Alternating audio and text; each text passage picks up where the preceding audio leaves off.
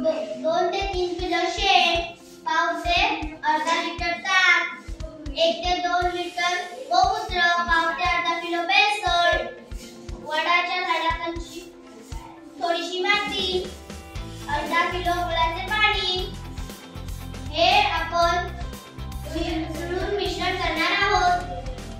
आता आपण कृती करूया। पहिले शेण,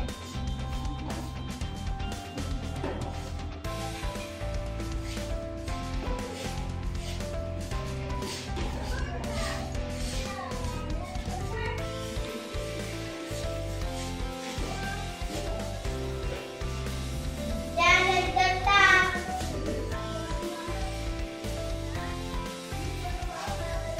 त्यानंतर गोमूत्र,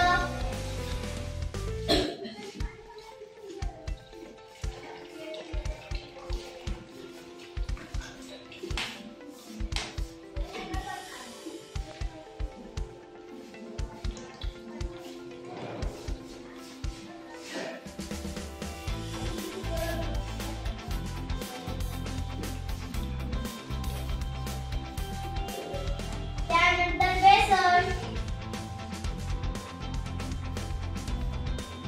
त्यानंतर वडाच्या झाडाखालची थोडीशी माती,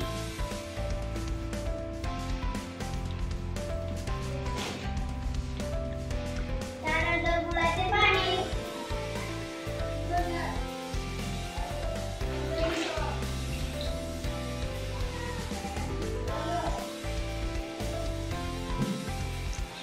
हे मिश्रण ढवळून 7 दिवसांसाठी ठेवावे व दररोज 3दा दळावे।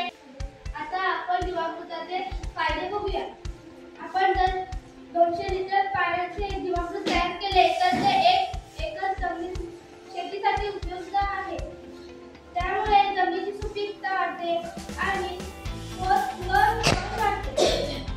त्यामुळे जमिनीची जीवन वाढतात, त्यामुळे केमिकलचा वापर करत नाही, त्यामुळे जमिनीची कस वाढते। त्याचा आपण वापर घालून